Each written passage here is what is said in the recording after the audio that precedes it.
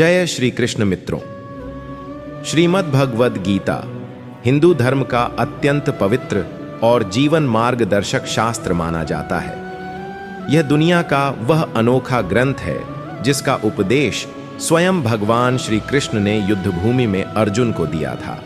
जब महाभारत के युद्ध में अर्जुन का मन विचलित हो गया, तब श्री कृष्ण ने अपने दिव्य वचनों के माध्यम से उसे धर्म, कर्तव्य और जीवन के वास्तविक स्वरूप का ज्ञान कराया। वह दिव्य उपदेश ही आगे चलकर श्रीमद् भगवद गीता के रूप में जन जन तक पहुंचा।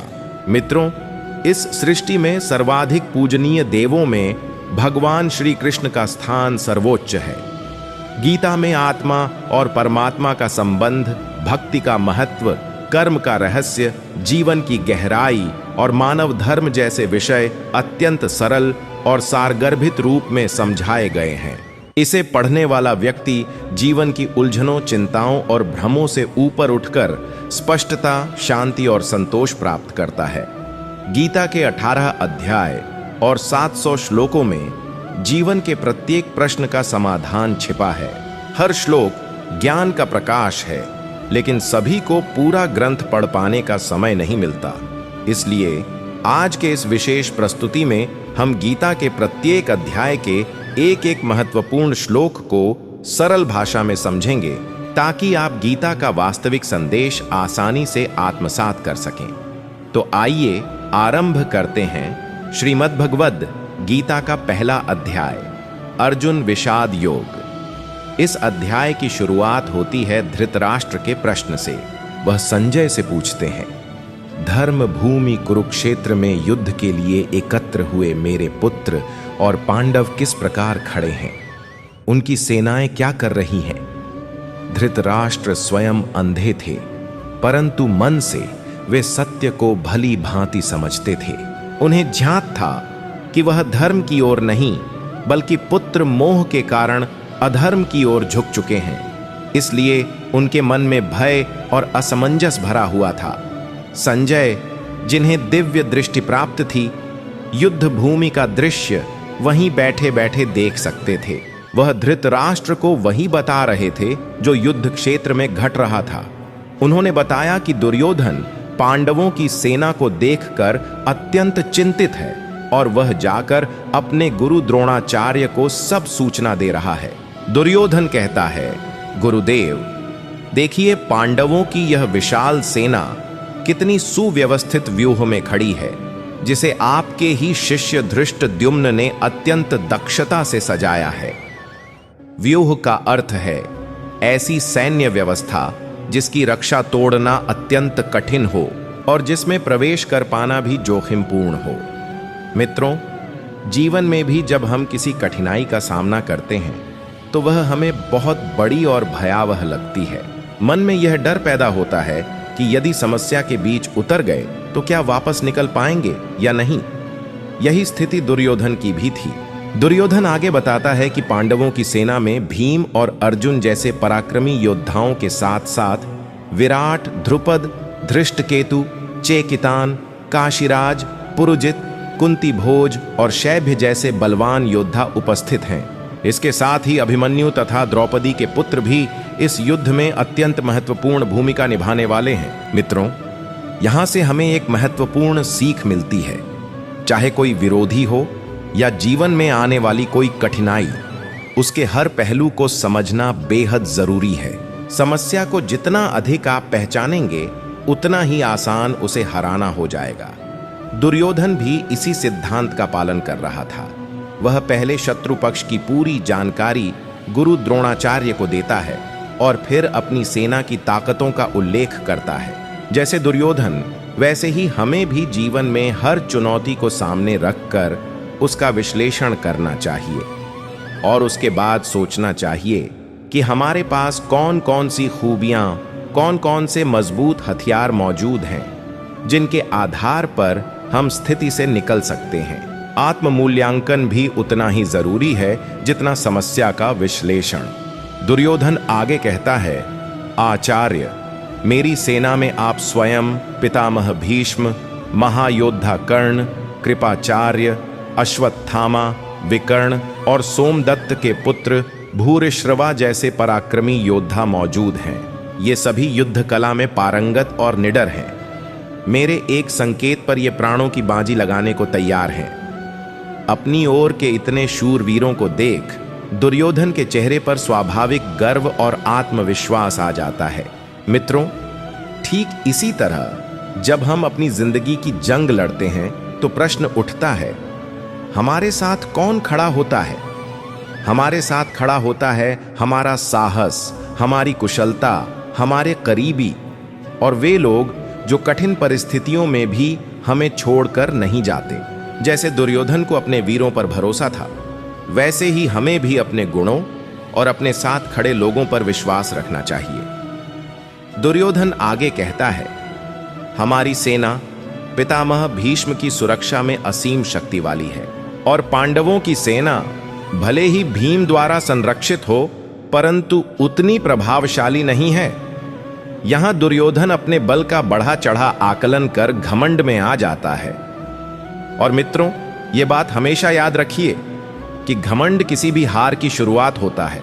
असली शक्ति संतुलन, धैर्य और विनम्रता में होती है। संजय धृतराष्ट्र को बताते हैं कि इसी समय पितामह भीष्म ने सिंहगर्जना जैसी ध्वनि के साथ अपना शंख बजाया। यह इतना ऊंचा और प्रभावशाली था कि दुर्योधन का मन प्रसन्न हो उठा। कोई भी युद्ध जीतने के लिए मनोबल बढ़ाना आवश्यक होता है और यही कार्य भीष्म ने किया। हमें भी अपने संघर्षों में स्वयं को प्रोत्साहित करना पड़ता है। भीष्म के शंखनाद के बाद क्षण भर में नगाड़ों, ढोलों, मृदंग, भेरी और अनेक युद्ध वाद्य यंत्रों की आवाजें गूंज उठीं। यह ध्वनि किसी संगीत जैसी नहीं थी, बल्कि एक तीव्र और भयावह घोषणा जैसी थी, जैसे इतिहास के सबसे प्रचंड युद्ध का द्वार खुल चुका हो। और अब समय था पांडवों की सेना के शंखनाद का, जो इस महायुद्ध के दूसरे अध्याय की शुरुआत थी। मित्रों, पांडवों की ओर से भी दिव्य शंखनाद शुरू होता है। सफेद घोड़ों द्वारा खींचे जा रहे उत्कृष्ट रथ पर बैठे योगेश्वर श्री कृष्ण और अर्जुन ने अपने अपने अद्भुत शंख बजाए। श्री कृष्ण ने पंचजन्य ध्वनित किया, अर्जुन ने देवदत्त का नाद किया और महाबली भीम ने पौंड्र नामक विशाल शंख का प्रचंड स्वर गूंजाया। जीवन में भी ऐसा ही होता है मित्रों। हर किसी को अपनी चुनौतियों का सामना करने के लिए कोई न कोई प्रेरणा चुननी पड़ती है। किसी को संगीत से शक्ति मिलती है, किसी को ईश्वर का स्मरण बल देता है और कुछ लोग अपने माता पिता के आशीर्वाद से साहस जुटाते हैं। अपने शंख यानी अपनी प्रेरणा आप स्वयं निर्धारित करते हैं और वही आपको आगे बढ़ने में मार्गदर्शन देती है। युद्ध भूमि में युधिष्ठिर ने अनंत विजय नामक शंख बजाया। नकुल और सहदेव ने क्रमशः सुघोष और मणिपुष्पक की ध्वनि से आकाश गूंजा दिया। काशी के राजा शिखंडी, धृष्टद्युम्न, विराट, सात्यकी, राजा द्रुपद, द्रौपदी के 5 पुत्र और तेजस्वी अभिमन्यु, इन सब ने भी अपने अपने शंखों का नाद कर पूरे वातावरण को ऊर्जा से भर दिया। संजय बताते हैं कि इस ध्वनि की तीव्रता इतनी थी कि उसने पृथ्वी और आकाश दोनों को कंपा दिया और कौरवों के मन में भय की लहर दौड़ गई। मित्रों, जब आप आत्मविश्वास से भरी हुंकार भरते हैं तो सामने वाला भी आपकी शक्ति का अंदाजा लगा लेता है। जीवन में जब भी कहीं जाएं, इंटरव्यू हो, मीटिंग हो या कोई भी बड़ा अवसर, आपका आत्मविश्वास ही आपका शंखनाद होता है, जो सामने वाले को आपकी क्षमता का एहसास कराता है। इसके बाद हनुमान की ध्वजा लगे रथ पर बैठे अर्जुन ने अपना गांडीव उठाया और तीर चलाने की तैयारी करते हुए श्री कृष्ण से निवेदन किया, हे अच्युत, कृपा करके मेरा रथ दोनों सेनाओं के बिल्कुल मध्य में ले चलिए, ताकि मैं जान सकूं कि मुझे किन किन योद्धाओं के विरुद्ध युद्ध करना है। साथ ही मैं उन्हें भी देखना चाहता हूं जो दुर्योधन के पक्ष में खड़े होकर युद्ध के इच्छुक हैं। मित्रों, यही जीवन का मूल सिद्धांत है। किसी भी निर्णय या संघर्ष से पहले समस्या के बीच पहुंचकर उसे सही रूप में देखकर ही उचित निर्णय लिया जा सकता है। जब तक आप कठिनाई के केंद्र में जाकर उसे नहीं समझते, तब तक समाधान भी स्पष्ट नहीं होता। संजय धृतराष्ट्र से कहते हैं, जैसा अर्जुन ने कहा वैसे ही श्री कृष्ण ने रथ को दोनों सेनाओं के मध्य भीष्म और द्रोण जैसे महान योद्धाओं के ठीक सामने रोक दिया और अर्जुन से बोले, हे पार्थ, इन कौरवों को देखो जो युद्ध के लिए तैयार खड़े हैं। जब अर्जुन ने चारों ओर दृष्टि डाली तो उन्होंने अपने बुजुर्ग, चाचा, दादा, गुरु, भाई, मित्र, पुत्र, पौत्र सबको दोनों पक्षों में खड़ा पाया। यही कारण था कि महाभारत को धर्म युद्ध कहा गया। पूरा परिवार दो भागों में बंट चुका था, कुछ दुर्योधन के साथ, कुछ पांडवों के साथ। हर किसी को यह तय करना था कि वह किसके पक्ष में रहेगा और किस आदर्श को समर्थन देगा। कुंती पुत्र अर्जुन ने देखा कि जिनके साथ उसने जीवन बिताया वे सब आज रणभूमि में खड़े हैं, कुछ विरोधी बनकर, कुछ समर्थक बनकर। अपने ही रिश्ते जब शत्रु पंक्ति में दिखाई देने लगे तो उसका हृदय द्रवित हो उठा। अर्जुन भावुक होकर श्री कृष्ण से कहते हैं, हे माधव, अपने इन प्रियजनों को युद्ध के लिए खड़ा देखकर मेरे शरीर में कंपन हो रहा है, हाथ कांप रहे हैं, मुख सूख रहा है और रोम रोम सिहर उठा है। मित्रों, जब अर्जुन की स्थिति पूरी तरह डगमगा गई तब श्री कृष्ण को ऐसी शिक्षाओं का उपदेश देना पड़ा जो सदियों से लोगों को राह दिखाती रही हैं और आने वाले समय में भी करती रहेंगी। युद्ध की बात दुनिया में हर कोई करता है, पर जब वास्तव में सामना करना पड़ता है तो मनोबल टूटने लगता है। यही अनुभव अर्जुन का था और अक्सर हमारी जिंदगी में भी ऐसे क्षण आते हैं जब हम पूरी तरह असहाय महसूस करते हैं। अर्जुन व्याकुल होकर कहते हैं, हे कृष्ण, मेरे हाथों से गांडीव छूट रहा है, शरीर तप रहा है और मन बिखर सा गया है। मैं संभल कर खड़ा भी नहीं रह पा रहा। मित्रों, यह अवस्था हम सभी किसी न किसी मोड़ पर महसूस करते हैं। परीक्षा से पहले, बड़े निर्णयों से पहले, व्यापार या करियर की चुनौतियों में या किसी कठिन परिस्थिति में। जैसे अर्जुन का मन भरमाया हुआ था, वैसे ही कभी कभी हमें भी लगता है कि हम लड़ाई में सक्षम ही नहीं हैं। अर्जुन आगे कहते हैं, हे केशव, मुझे तो सब दिशाओं में अनिष्ट ही दिख रहा है। अपने ही लोगों को युद्ध में मारने से मुझे कोई भला परिणाम दिखाई नहीं देता। न मुझे विजय चाहिए, न राज्य और न ही सुखों की इच्छा रही। जिनके लिए ये सब चाहते हैं वही आज अपने जीवन को दांव पर लगाकर युद्ध भूमि में खड़े हैं। मित्रों, सच भी यही है।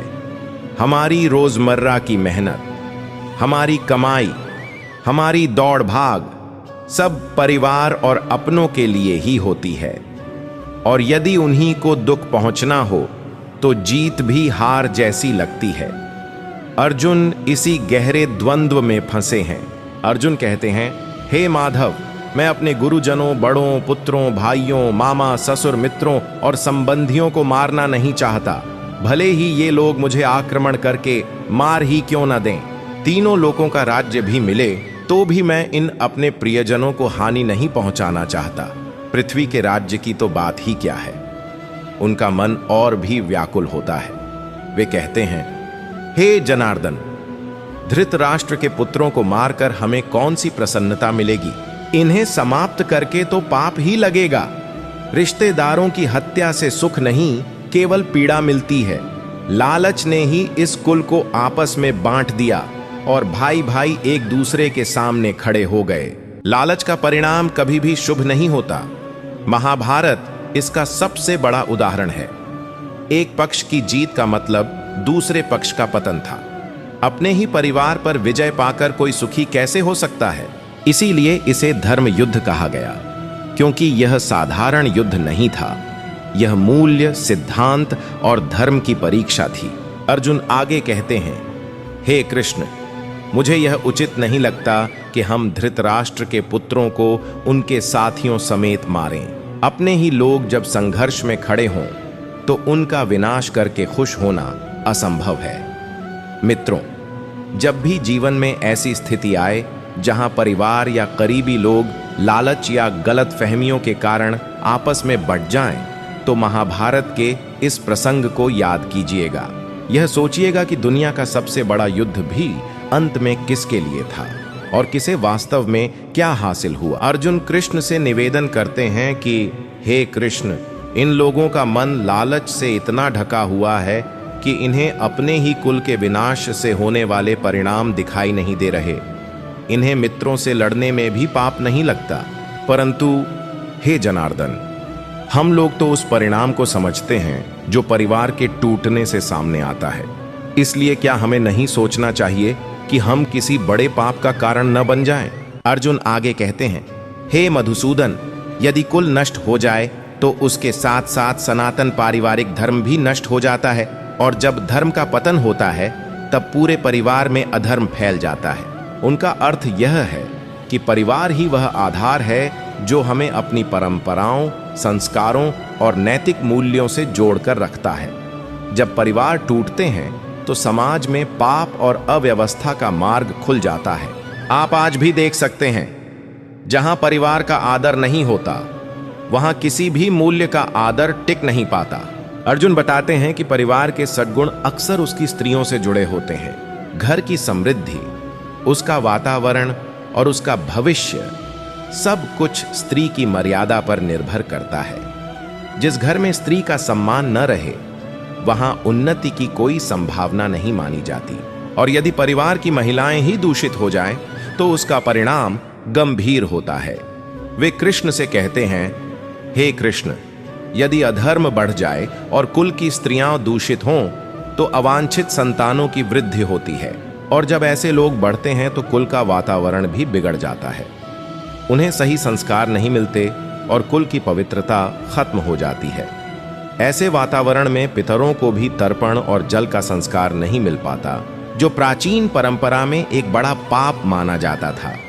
इन अवांछित संतानों के कुकर्मों के कारण कुल और जाति के धर्म का विनाश हो जाता है।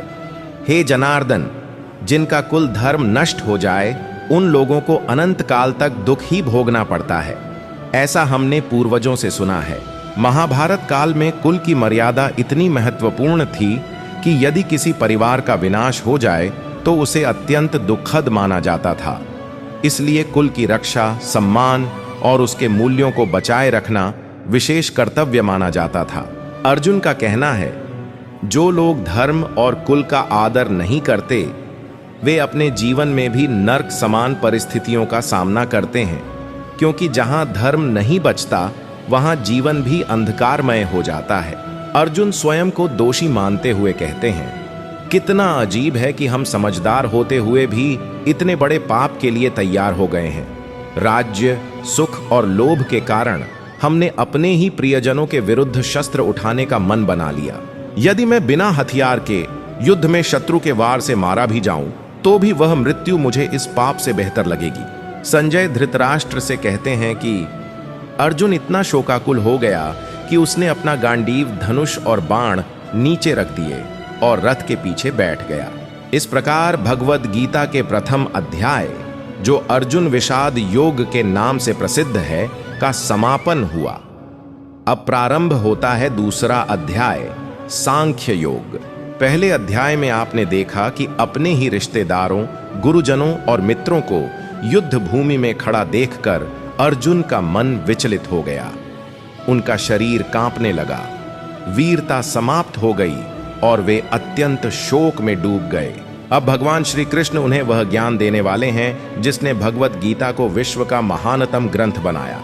जहां युद्ध का जोश और रणभेरी की गर्जना होनी चाहिए थी, वहां वातावरण दुख और गहरे विषाद से भरा हुआ है। अर्जुन की आंखों में आंसू हैं, मन में भारी निराशा है। यह दृश्य इतना अप्रत्याशित था कि न धृतराष्ट्र इसकी कल्पना कर सकते थे और न ही संजय। जैसे ही अर्जुन टूटते हुए दिखाई देते हैं, श्री कृष्ण उन्हें संभालने और उत्तर देने के लिए आगे आते हैं। यही तो गीता का सार है। अर्जुन के रूप में हमारी शंकाएं और कृष्ण के रूप में ईश्वर का मार्गदर्शन। श्री कृष्ण कहते हैं, हे अर्जुन, यह कैसा दुर्बलता का भाव तुम्हें इस समय आ गया। यह न तो किसी वीर पुरुष का आचरण है, न इससे स्वर्ग की प्राप्ति होती है और न ही इससे कोई सम्मान बढ़ता है। युद्ध के क्षण में इस प्रकार विचलित होना उचित नहीं। शत्रु के प्रति इतना मोह दिखाना अर्जुन जैसे योद्धा के लिए अकल्पनीय है। यदि हम अपने कर्तव्य से मुंह मोड़कर मोह या डर में आ जाएं, तो उससे कभी कोई भला नहीं होता। इसलिए कृष्ण समझाते हैं, हे अर्जुन, इस कमजोरी को त्याग दो, यह तुम्हारे योग्य नहीं। तुम युद्ध भूमि में आए हो तो अपनी जिम्मेदारी निभाओ। मन की दुर्बलता को अपने ऊपर हावी मत होने दो। यहां नपुंसकता शब्द का अर्थ है कमजोरी दिखाना, कर्तव्य से पलायन करना। श्री कृष्ण समझा रहे हैं कि जब धर्म हमारी राह बताता है तो कर्म करने से पीछे नहीं हटना चाहिए। कठिन समय में भी हृदय की कमजोरी छोड़कर अपने लक्ष्य पर ध्यान रखना ही श्रेष्ठ है। अर्जुन अपनी दुविधा रखते हुए कहते हैं, हे कृष्ण, मैं रणभूमि में भीष्म पितामह और द्रोणाचार्य जैसे पूजनीय व्यक्तियों पर बाण कैसे चला सकता हूं, जिनके चरणों में बैठकर मैंने विद्या सीखी। उन्हीं पर आक्रमण करना मुझे असहनीय लगता है। उनके शब्दों में दर्द और सम्मान दोनों झलकते हैं। सचमुच सुनने में उनकी शंका अनुचित नहीं लगती। अपने गुरु और पितामह पर शस्त्र उठाना किसी के लिए भी सरल नहीं होता, पर युद्ध का नियम यह है कि बाण किसी को अपना पराया नहीं समझता, वह केवल लक्ष्य देखता है। अर्जुन की उलझन यहीं समाप्त नहीं होती। वे कहते हैं कि ऐसे महान लोगों को मारकर यदि मुझे राज्य, धन, सुख और वैभव भी मिल जाए तो उसका क्या महत्व रह जाएगा। ऐसे लाभ मेरे लिए व्यर्थ हैं। यदि आवश्यकता पड़े तो मैं भिक्षा मांगकर जीवन बिताना स्वीकार कर सकता हूं, पर उन लोगों का वध नहीं। मित्रों, यह स्थिति हम में से कई लोगों की जीवन स्थितियों से मेल खाती है। कई बार लोग चाहते हैं कि रिश्ते भी ना टूटें और सफलता भी मिल जाए, पर हर विकल्प साथ नहीं चल सकता। कुछ जगह निर्णय कठिन होते हैं। अर्जुन आगे कहते हैं, हम तो यह भी नहीं जानते कि युद्ध करना हमारे लिए शुभ है या उससे बचना। न यह निश्चित है कि हम उन्हें जीतेंगे या वे हम पर विजय प्राप्त करेंगे। और जिनसे लड़ने की कल्पना भी नहीं करना चाहते, वही धृतराष्ट्र के पुत्र हमारे सामने युद्ध को तैयार खड़े हैं। भविष्य की दिशा कोई नहीं जानता, विधि का लिखा कोई नहीं पढ़ सकता, लेकिन वर्तमान में कौन सा कदम उठाना है वह निर्णय हमारे हाथ में होता है। हमारे कर्मों की बागडोर सिर्फ हमारे ही हाथों में होती है। इसलिए प्रश्न यह उठता है, क्या अपने कर्तव्य को निभाने के लिए अपनों के विरुद्ध जाना उचित है? कर्म के मार्ग पर चलते हुए किस सीमा तक पहुंचना स्वीकार्य है और कौन सी सीमा पार नहीं करनी चाहिए? इसी उलझन में अर्जुन श्री कृष्ण से विनती करते हैं, हे मधुसूदन, कृपया वह साधन बताइए जो मुझे निश्चित रूप से कल्याण की ओर ले जाए। अब मैं आपका शिष्य हूं, इसलिए मुझे ज्ञान दीजिए, मुझे सही दिशा दिखाइए। कमजोर पलों में मन अक्सर भ्रमित हो जाता है, भय हमें दोराहे पर खड़ा कर देता है। अर्जुन भी उसी दुविधा से घिरे हुए हैं। वे स्वयं स्वीकार करते हैं कि उनके भीतर कायरता आ गई है, और इसी स्वीकार्यता के कारण वे कहते हैं, हे कृष्ण, मैं आपका विद्यार्थी हूं, मुझे शिक्षा दीजिए। जब मन उलझन में हो तब गुरु ही एकमात्र सहारा होता है। ऐसे समय अपने गुरु, अपने प्रिय मित्रों से कुछ भी छुपाना नहीं चाहिए, न अपनी चिंता, न अपना दुख, न अपनी आशंका। खुलकर कहने पर ही समाधान मिलता है। अर्जुन आगे बताते हैं कि युद्ध में विजय मिल भी जाए तो उन्हें राज्य मिलेगा, संपत्ति मिलेगी, प्रसिद्धि भी मिलेगी, परंतु इस समय जिस पीड़ा से वे ग्रस्त हैं वह सब कुछ होते हुए भी कम नहीं होगी। यही सच है, जब मन आहत होता है तब संसार का कोई भी सुख उस दर्द को कम नहीं कर पाता। जब तक हम अपने दुख का कारण नहीं समझ लेते, उसका उपाय नहीं खोज लेते, तब तक कोई उपलब्धि हमारे भीतर शांति नहीं भर सकती। संजय धृतराष्ट्र को बताते हैं, हे राजन, निद्रा पर विजय पाने वाले अर्जुन ने श्री कृष्ण से साफ कह दिया कि वह युद्ध नहीं करेंगे। यह कहकर वे शांत हो गए। संसार में बहुत कम लोग होते हैं जो नींद जैसी प्राकृतिक अवस्था पर भी नियंत्रण पा लेते हैं, और अर्जुन उन्हीं में से एक थे। परंतु वही अर्जुन आज अपने दुख और मोह से पराजित दिखाई दे रहे हैं। यह समझना कठिन नहीं कि किसी भी क्षण कौन सी कमजोरी हम पर हावी हो जाए और कब हम उसके सामने हार मान लें। जब अर्जुन जैसा वीर क्षण भर के लिए टूट सकता है, तो हम भी इस अनुभव से सीख सकते हैं कि हर कमजोरी को अंततः जीतना संभव है। उधर धृतराष्ट्र की उत्सुकता बढ़ती जा रही है। स्वाभाविक ही है, एक पिता होने के कारण उनका मन अपने पुत्रों की विजय चाहता था। वे स्वयं युद्ध भूमि में नहीं थे, पर घटनाओं को जानने की उनकी बेचैनी बढ़ती जा रही थी। संजय आगे बताते हैं, हे भरतवंशी, दोनों सेनाओं के मध्य शोक से भरा अर्जुन खड़ा है और सामने खड़े हैं अंतर्यामी श्री कृष्ण, जो हल्की मुस्कान के साथ उससे संवाद शुरू करते हैं। यह दृश्य अद्भुत है। एक ओर आंसुओं में डूबा, डर और संदेह में घिरा अर्जुन, दूसरी ओर सर्वज्ञ त्रिकालदर्शी श्री कृष्ण, जिनके चेहरे पर सहज मुस्कान है। शायद इसी कारण लोग उन्हें छलिया भी कहते हैं, क्योंकि वे वही देखते हैं जो सामान्य लोग नहीं देख पाते। अर्जुन की व्यथा के पीछे जो सत्य छिपा था, कृष्ण उससे परिचित थे, और वहीं से आरंभ होता है गीता का दिव्य ज्ञान। भगवान कृष्ण कहते हैं, हे अर्जुन, तुम उन लोगों के लिए शोक कर रहे हो जिनके लिए शोक करना उचित नहीं है, और फिर भी पंडितों की तरह बातें कर रहे हो। ज्ञानी लोग न तो उन लोगों के लिए शोक करते हैं जो जीवित हैं, और न ही उनके लिए जिनका देह त्याग हो चुका है। कृष्ण अर्जुन को समझाते हैं कि सच्चा ज्ञान वही है जो व्यक्ति को शोक और मोह से ऊपर उठा दे। वे कहते हैं, अर्जुन, तुम न तो विद्वानों की भांति बोल रहे हो और न ही ज्ञानी पुरुषों जैसी समझ दिखा रहे हो। असली पंडित जीवित या मृत किसी भी अवस्था में किसी भी जीव पर शोक नहीं करते, क्योंकि वे आत्मा के शाश्वत स्वरूप को जानते हैं। कृष्ण आगे बताते हैं कि ऐसा कभी कोई समय नहीं था जब वे, अर्जुन या युद्ध भूमि में उपस्थित राजा अस्तित्व में न रहे हों, और ऐसा क्षण कभी आएगा भी नहीं जब हम बिल्कुल समाप्त हो जाएंगे। जन्म और मृत्यु केवल शरीर के स्तर पर होता है, आत्मा तो लगातार यात्रा करती रहती है। जैसे बचपन से युवावस्था और फिर वृद्धावस्था आती है, वैसे ही मृत्यु के बाद आत्मा एक नई देह को धारण करती है। इस सत्य को समझने वाला व्यक्ति भ्रमित नहीं होता। वे कहते हैं कि प्रकृति का नियम ही परिवर्तन है।